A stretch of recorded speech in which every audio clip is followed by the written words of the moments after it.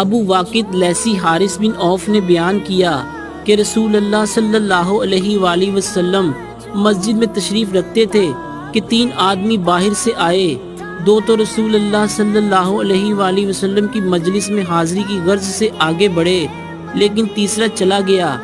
ان 2 میں سے ایک نے درمیان میں خالی جگہ دیکھی اور وہاں بیٹھ گیا، دوسرا شخص پیچھے بیٹھ گیا اور تیسرا تو واپس ہی جا رہا تھا۔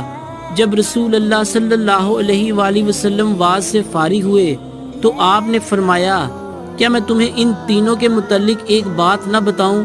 ایک شخص تو خدا کی طرف بڑھا اور خدا نے اسے جگہ دی، یعنی پہلا شخص، رہا دوسرا تو اس نے لوگوں میں گھسنے سے شرم کی، اللہ نے بھی اس سے شرم کی، تیسرے نے منہ پھیر لیا، اس لیے اللہ نے بھی اس کی طرف سے منہ پھیر لیا۔ صحیح بخاری حدیث نمبر 474۔